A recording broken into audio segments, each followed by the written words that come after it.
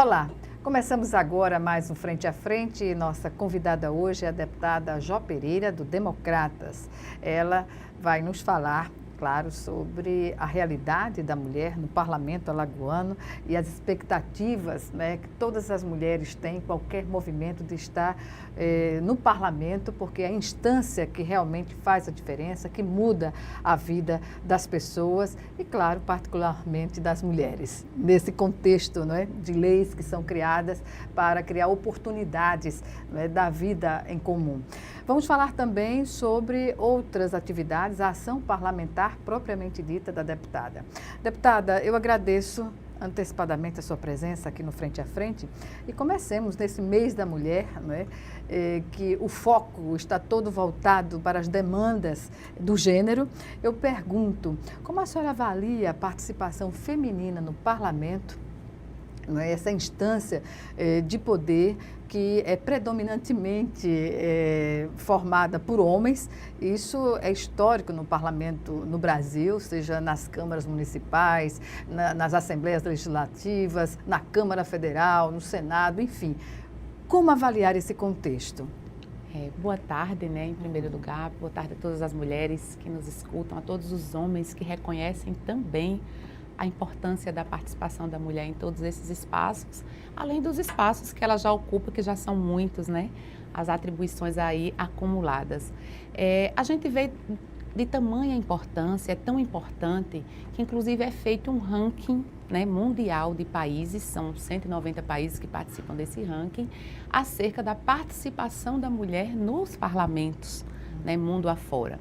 E, infelizmente, Gorete, mulheres que nos escutam agora, o Brasil está em 152º lugar.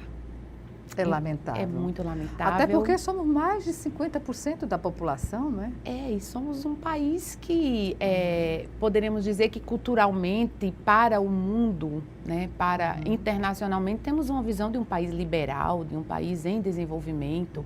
Então, é lamentável. Estamos, inclusive, atrás de países como a Somália, que persiste a mutilação genital da mulher. Atrás de países como o Afeganistão. Países muçulmanos. Muçulmanos que são... E é um país considerado perigoso para mulheres. Então, é muito lamentável. Nós precisamos identificar, e já identifica-se, né, os cientistas e as cientistas já identificam a origem dessa baixíssima representação da mulher no parlamento. E por que isso é medido? Justamente pelo que você falou, pela importância do parlamento. Aqui se discutem as ideias, aqui é no Parlamento Estadual, Municipal e na Câmara Federal, que as ideias, a necessidade da sociedade, ela se transforma em lei. É o Parlamento que discute o orçamento, que é executado pelo Executivo, né? Então, as prioridades de políticas públicas, a necessidade de investimento, elas estão traduzidas no orçamento público. Tudo passa pelo parlamento. Tudo passa pelo parlamento. A fiscalização da atividade do executivo passa pelo parlamento.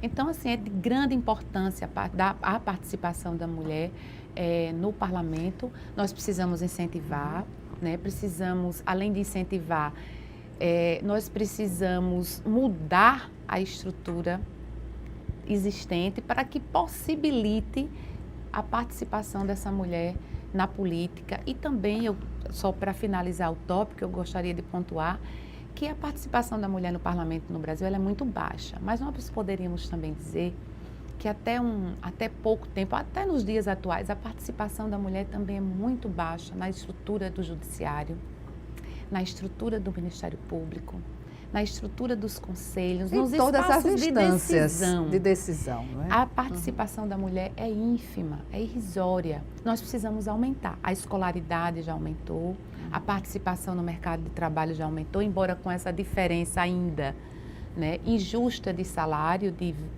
ganho, mas ela vem aumentando ao longo do tempo. Nós precisamos dar asas, galgar espaços, né? Muito mais. Exatamente. Deputada, essa representação feminina, que ela é baixa no parlamento e em outras instâncias de poder, mas eu vou focar agora na questão política, nasce, na verdade, na composição, não é?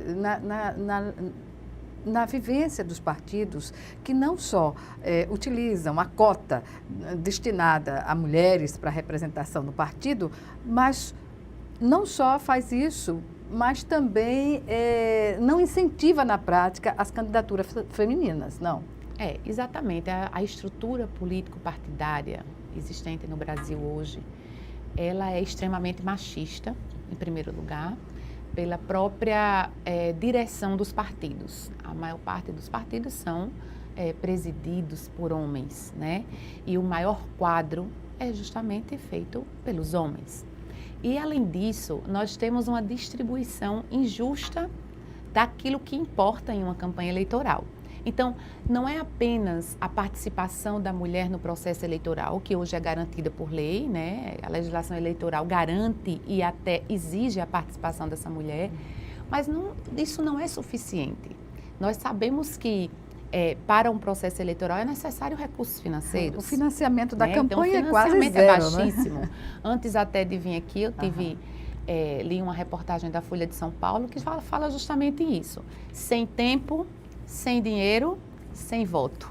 Era o texto, era o quadro que se apresenta. O quadro que se apresenta, né? O jornalista da Folha de São Paulo colocando que o partido que mais investiu financeiramente em candidaturas femininas foi a Rede, que não chegou a 10% dos recursos, e os outros partidos ficaram entre 0, alguma coisa por cento até 2%, 3%. Que é uma contradição imensa, né? Exatamente. Então, você não investe recursos, logicamente você não vai ter uma divulgação da pauta feminina, você não vai ter um convencimento, né, em termos de propaganda político-partidária.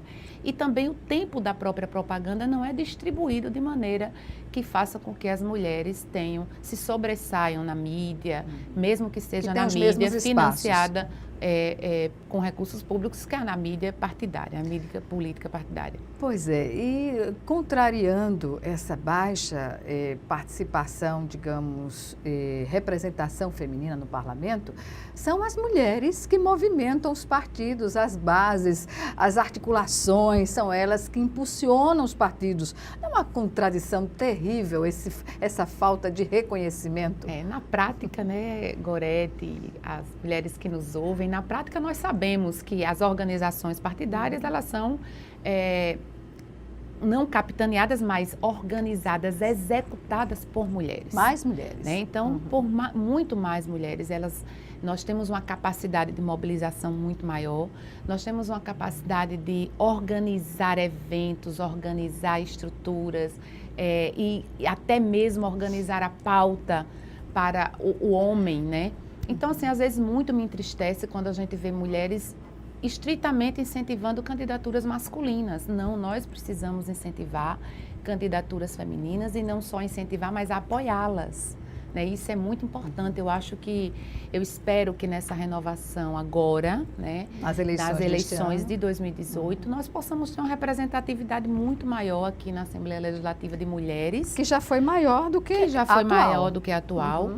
Inclusive, um próprio estudo do Tribunal Superior Eleitoral mostra que de 2004 para cá, para as últimas eleições agora em 2016, nas eleições municipais, nós tivemos um aumento no número de candidatas por força da legislação, mas nós tivemos um aumento no número de candidatas que sequer tiveram voto na eleição.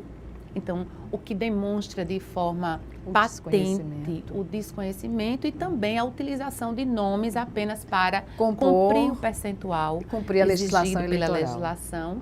E, além disso, e em contrapartida, apesar do número de candidatas ter aumentado, diminuímos o número de mulheres eleitas.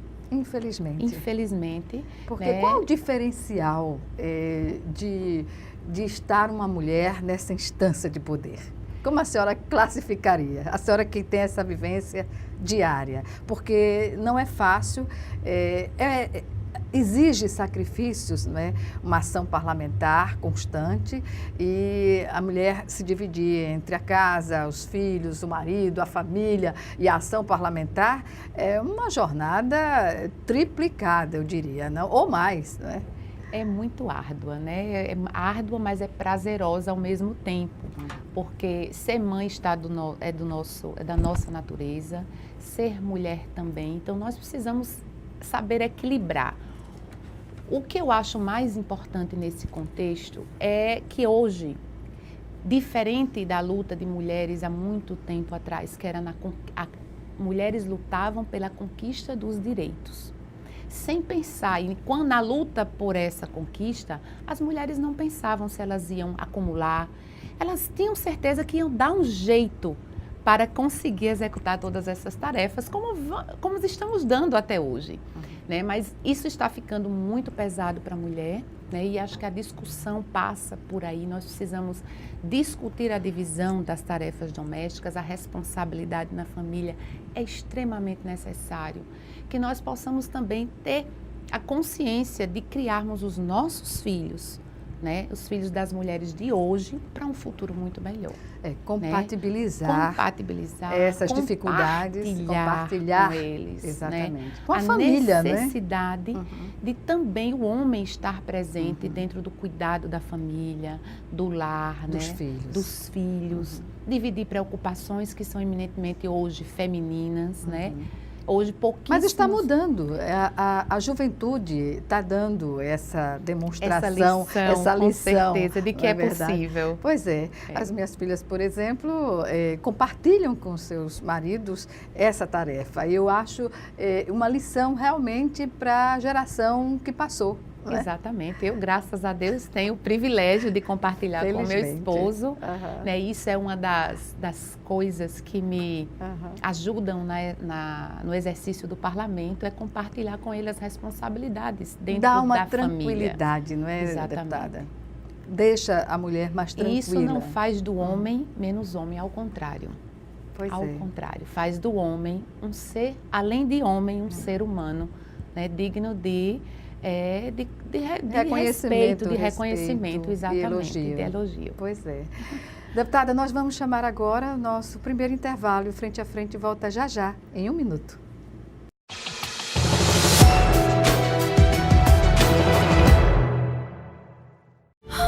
O que é urgente para você? Para muitas famílias, a prioridade é não morrer de frio. Eu agradeço todo mundo que está doando os cobertor por causa do frio, né? Para esquentar meus filhos, principalmente, né? Quando a LBV chamar, diga sim.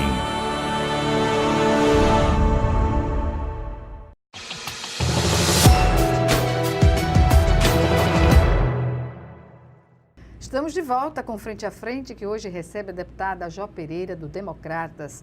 Ela está como nossa convidada para falar sobre a representação feminina no parlamento alagoano, no parlamento nacional, enfim, as dificuldades que são encontradas para o desempenho de funções em instâncias de poder.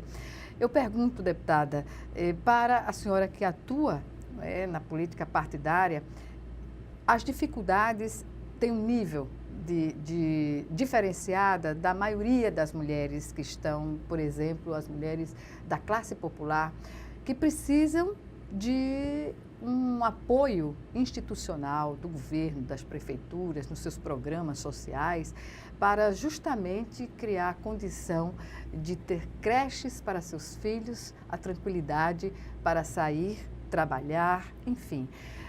Hoje, essa política de creches, ela poderia ser melhor para as mulheres no Brasil e particularmente em Alagoas?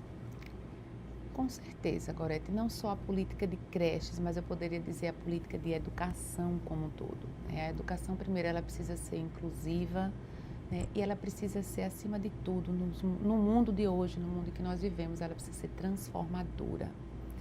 E a mulher precisa dessa política fortalecida, para que ela possa com mais, eu poderia dizer, com mais paz, segurança, ela conseguir os espaços necessários, seja no mercado de trabalho, seja no aumento, no crescimento da sua escolaridade, seja para discutir as questões políticas, a própria militância partidária exige também que essa mulher tenha esse conforto ofertado pelo poder público em todas as suas instâncias, né?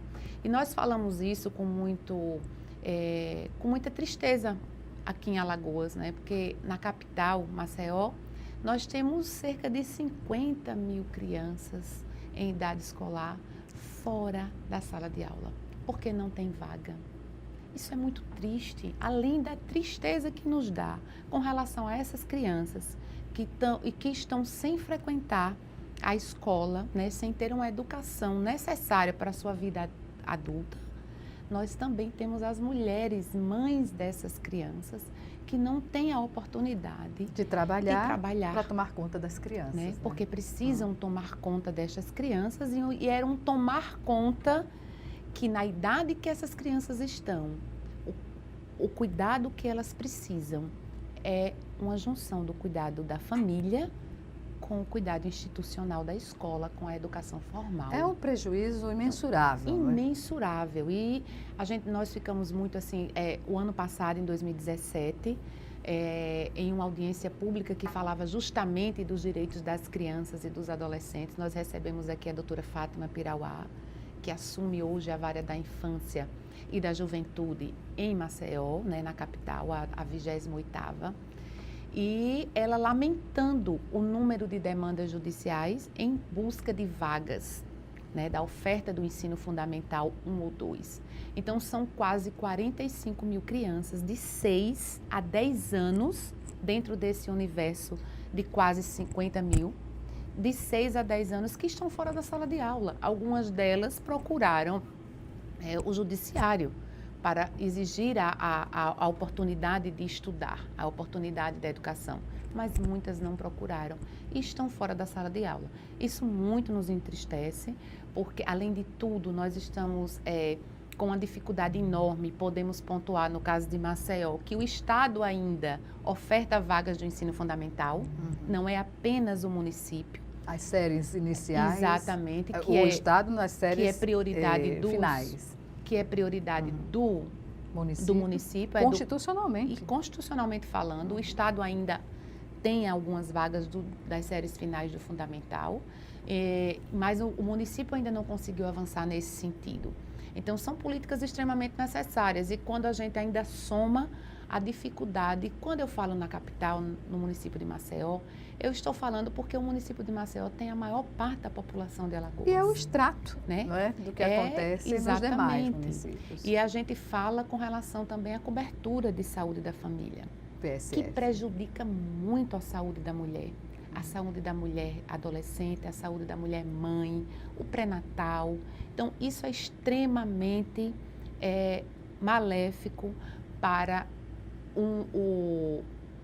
o desenvolvimento integral desta mulher. Pois é, essa questão da baixa cobertura do PSF em Maceió não é uma reclamação nova, já é algo desde o início da formação das equipes, já havia essa preocupação e não se resolveu. O que fazer para solucionar uma questão como essa? Ao meu ver, Gorete, existem municípios que já têm, inclusive, né, eu vou citar aqui um caso, que é o município de Campo Alegre, que em 2014 tinha apenas 13% de cobertura de PSF e após 4 anos, o município tem já hoje 100% da cobertura do PSF. Então, é um município menor que também recebe recursos inferiores a Maceió. É prioridade de investimento. É prioridade, quais são as políticas públicas prioritárias. Então, eu acho que é muito caminhar por aí. O orçamento da saúde, a gente sabe que constitucionalmente existe um piso, que é 12%. Isso que a gente vem falando também com relação ao Estado. Então, o investimento em saúde, piso, é 12%. Mas nós precisamos, no patamar que o Estado de Alagoas está hoje, municípios e Estado precisam investir mais de 12% na saúde.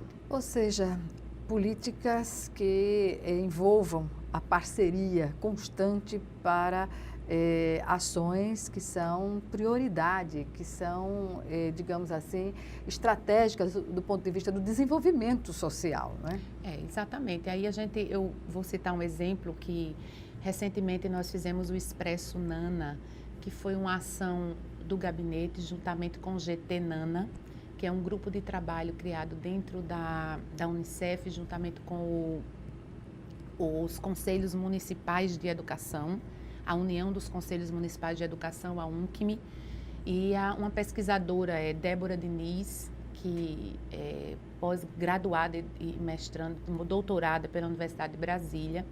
Ela fez um trabalho específico aqui em Alagoas com relação ao Zika vírus. E nós fizemos, e foi detectado que muitas crianças, embora portadoras da síndrome congênita do Zika vírus, não foram detectadas na avaliação inicial. E nós fizemos o Expresso Nana, juntamente em parceria com o Hospital Elvio Alto, e nós detectamos algumas dessas crianças. Desculpa. E dentro desse contexto, eu encontrei uma mãe que sequer sabia o que era um ginecologista. E ela mora, não é no sertão, no município distante, longínquo, não, ela mora aqui na capital Maceió. Em Maceió. Eu perguntei, porque nessa oportunidade foi ofertados os exames da criança e para as mães também. Atendimento ginecológico, citologia, ultrassonografia, colocação de DIU. E aí eu fiz um questionamento a essa mãe se ela tinha passado pelo ginecologista. E ela me perguntou, o que é isso? Que absurdo. Né? E ela mora na capital. Pois é.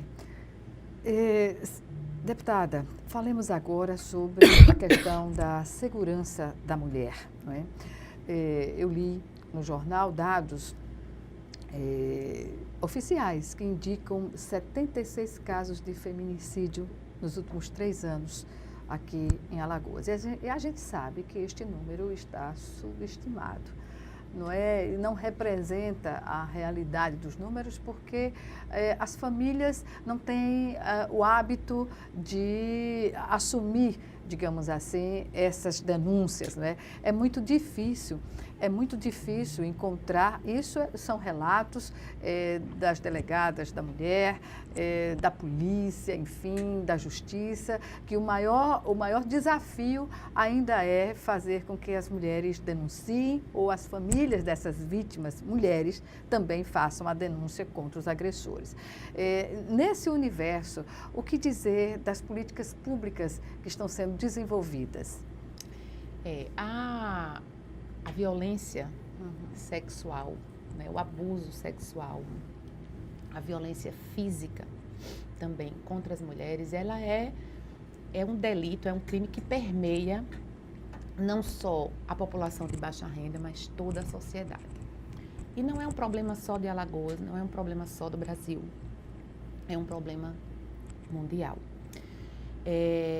E aqui, na nossa realidade, hoje, no ano de 2018, nós podemos dizer que estamos passando pelo Dia Internacional da Mulher, vendo mulheres poderosas, inclusive, né, levantando o tom da voz e dizendo que basta.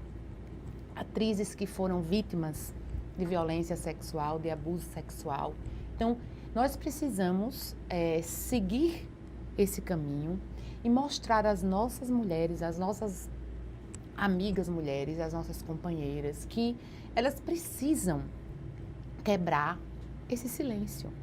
Mas isso só vai acontecer, principalmente diante do quadro da baixa escolaridade que nós temos e da dependência econômica e financeira, né, da mulher para com o seu parceiro, que é importante ressaltar que a maioria desses casos de violência e de abuso são cometidos por pessoas amigas, por pessoas próximas a esta mulher.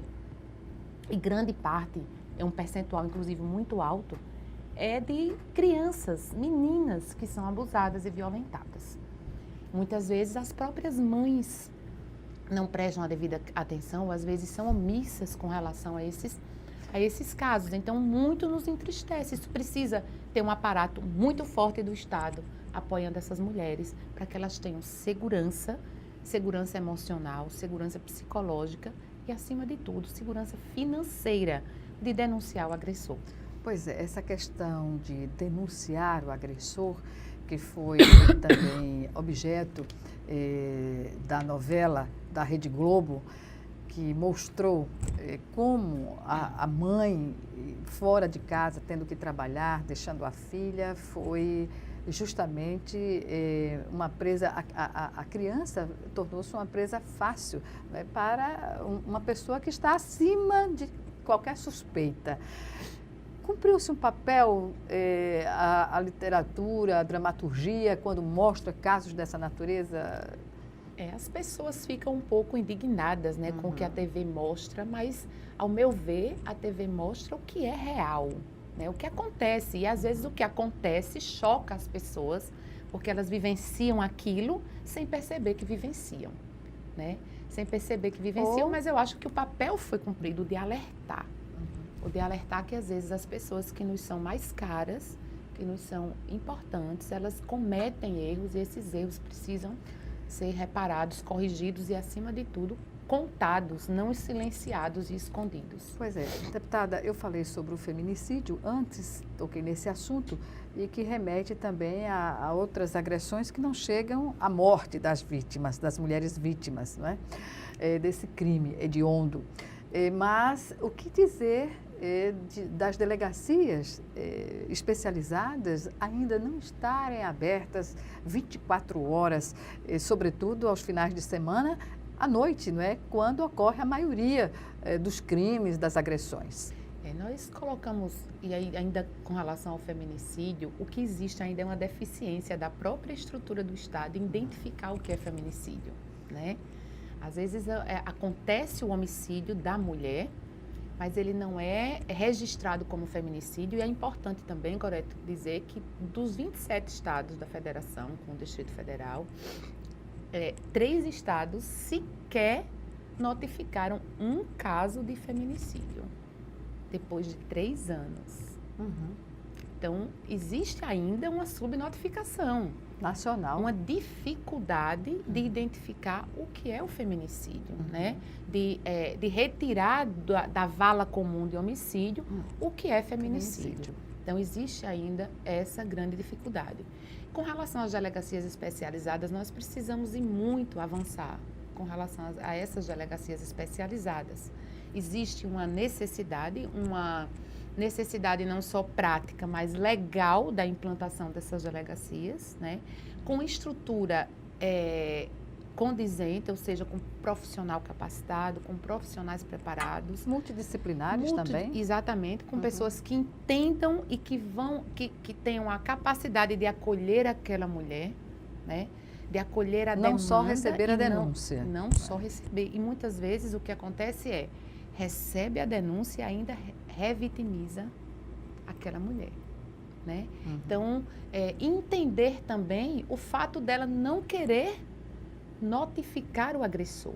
Precisamos também avançar no sentido de tratar o agressor, de tratar este agressor, de educar este agressor, né? Porque senão nós vamos estar sempre repetindo a mesma violência se ela não for devidamente notificada. Então, nós precisamos ampliar essa rede de atendimento, não só com relação às mulheres. E aqui eu vou um pouco mais além. Nós precisamos também ampliar a rede de atendimento especializado às nossas crianças e aos nossos adolescentes. Né? Então, a criança que é vítima de estupro, a rede de atendimento é ínfima. É ínfima, mesmo que ela seja do sexo masculino. E a incidência é altíssima. Altíssima. Muitos são os casos de homens, de meninos, que são abusados sexualmente, violentados e que não têm. Recentemente eu participei de um seminário dos conselheiros tutelares do estado de Alagoas e uma das demandas foi justamente essa. Uma criança que é violentada em Delmiro Gouveia, ela tem que vir até a capital, porque a delegacia especializada é na capital. Além da delegacia especializada... Desmembrar esse atendimento. Exatamente. Né? Além da porta de entrada, e aí você imagine, eu vou montar o cenário, uma pessoa que mora na capital ela precisa ir até a Santa Mônica para fazer alguns exames necessários. Ela precisa ir ao Hospital Elvio Alto. Isso, vítima de estupro. Ela precisa ir à delegacia, à Santa Mônica, ao Hospital Elvio Alto, retornar à delegacia. Isso é uma via crucis, né? As pessoas até desistem na metade do caminho. Exatamente. Você considere isso tudo feito com transporte público. Impossível. É impossível. É desumano. Então, nós precisamos levar esse serviço mais próximo do cidadão, centralizar em um... junto a uma delegacia especializada. Exatamente. Né? Esses serviços, esse é o acolhimento que se tem. Né? E ainda criar um espaço para que o contato não seja permitido, né? Exatamente. Ainda tem isso, pois é. E colocando ainda esses serviços à disposição 24 horas e principalmente nos finais de semana, que a demanda é muito maior, né? E é muito maior porque são nos finais de semana que nós temos aí o aumento do uso do álcool, né?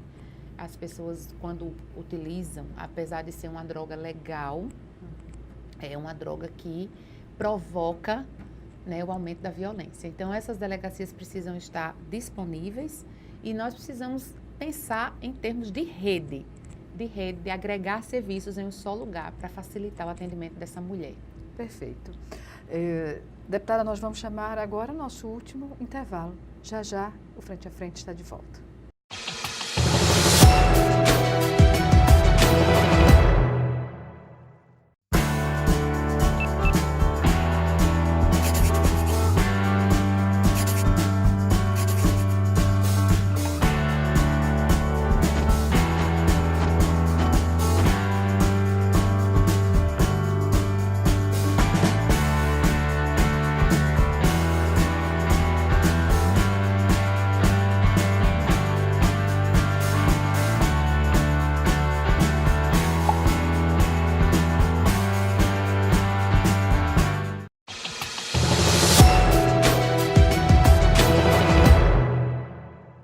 De volta para o último bloco do Frente a Frente, que hoje recebe a deputada Jó Pereira, do Democratas. Deputada, falemos agora ainda sobre esse cuidado com as crianças. A senhora foi uma das parlamentares nessa legislatura que mais realizou audiências públicas aqui na Assembleia.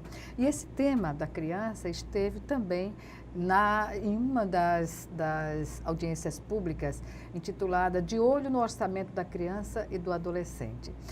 As audiências públicas são participativas do ponto de vista da representação também, porque ela dá oportunidade da representação do governo, das entidades, do parlamento, enfim. Mas o que fica, digamos, de prático na cobrança ao órgão, ao governo, às entidades, no sentido de trabalhar para garantir esses direitos? Eu gostaria de pontuar aqui, Gorete, a importância dessas audiências públicas. Justamente por ser um espaço democrático, quando a gente ouve todos os lados, né? Eu poderia dizer que ela é tridimensional. Nós vamos ouvir o parlamento, o parlamentar, aliás, ouve, né, o executivo, ouve a demanda da sociedade, o Ministério Público se faz sempre presente, assim como o Judiciário, a própria Defensoria Pública. E algumas dessas audiências que foram elaboradas, muitas delas já tiveram resultados práticos. Isso é muito importante com relação à audiência de olho no orçamento da criança e do adolescente.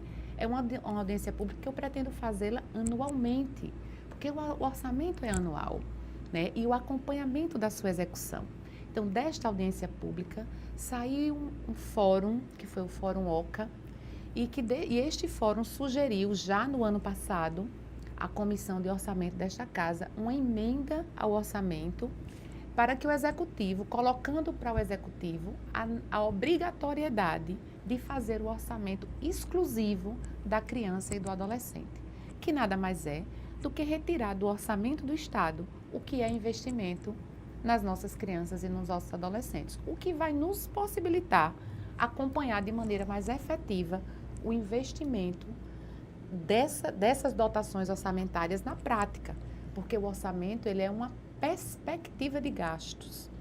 Mas, na prática, nós precisamos consolidar esses gastos nas políticas públicas extremamente necessárias, extremamente prioritárias, que são aquelas políticas voltadas à educação, à saúde das nossas crianças e dos nossos adolescentes, à prática esportiva.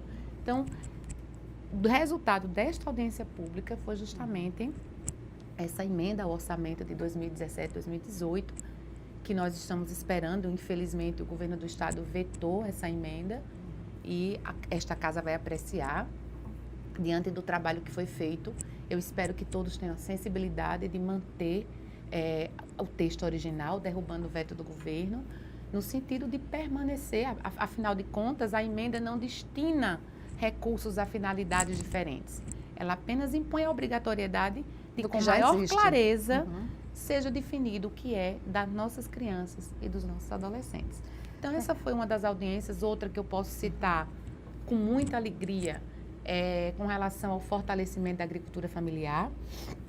Esta semana mesmo, eu recebi, através da mídia, a notícia de que a Secretaria de Estado da Educação, depois de muitos anos, e eu não estou falando depois de 2 ou 3 anos, o Estado de Alagoas nunca comprou a merenda escolar da agricultura familiar. Éramos o único estado no Brasil que não efetuava compras da merenda escolar na agricultura familiar. Na contramão do desenvolvimento do próprio Estado. E é uma exigência do próprio FNDE, que quem faz a liberação dos recursos do PENAI.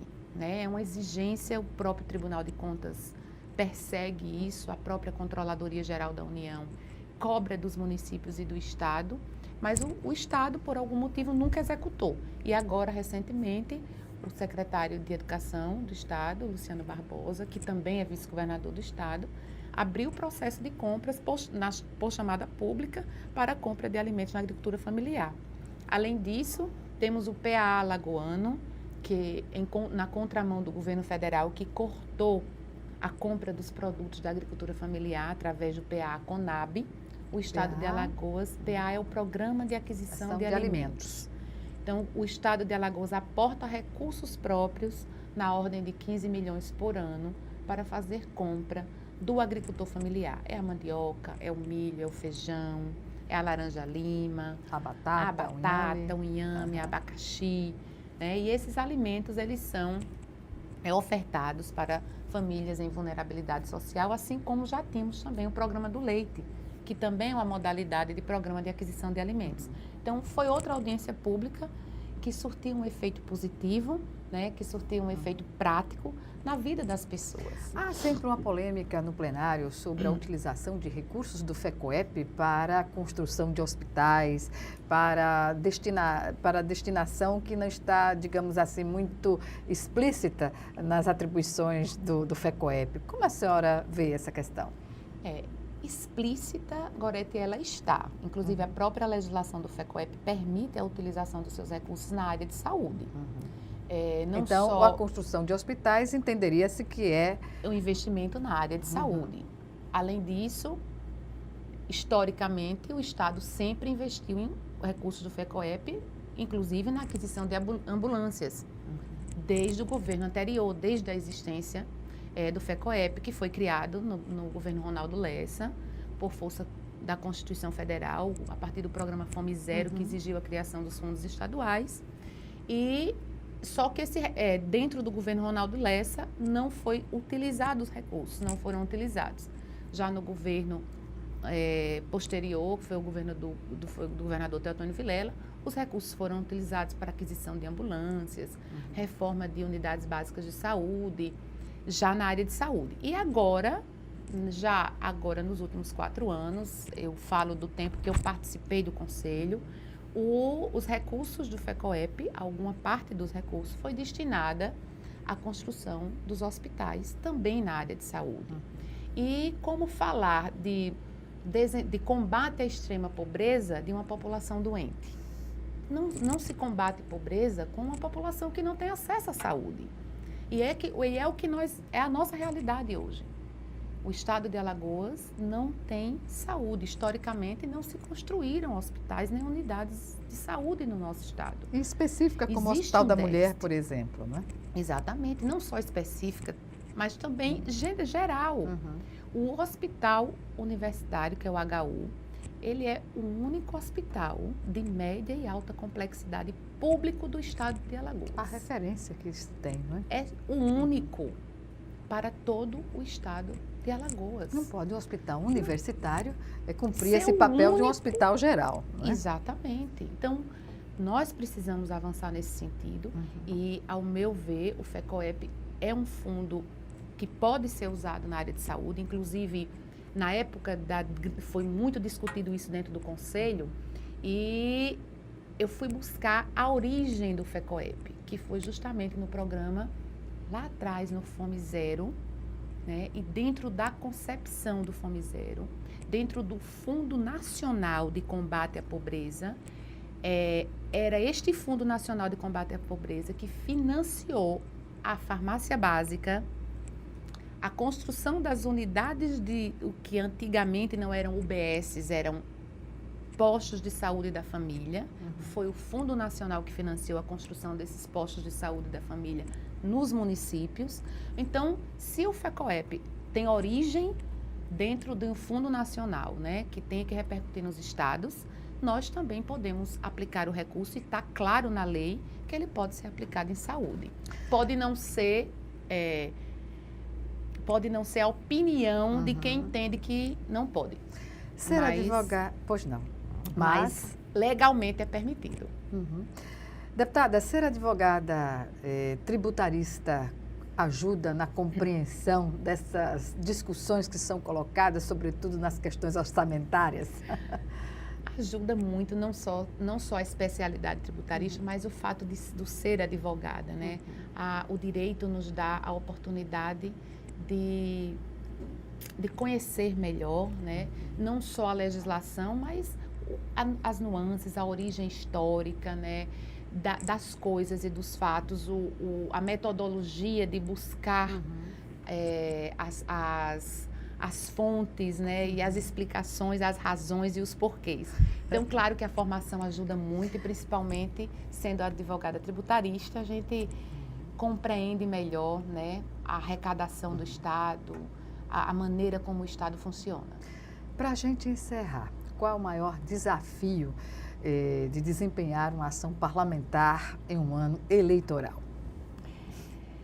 O maior desafio é justamente conciliar o trabalho legislativo, propriamente dito, da atividade eleitoral.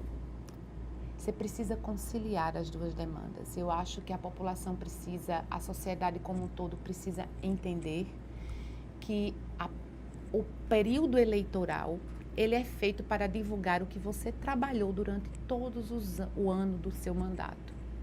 Ele não é um período que você precisa parar de atuar como legislador, como executivo. Você precisa continuar atuando e ele é um período de análise, de reflexão do trabalho do parlamentar.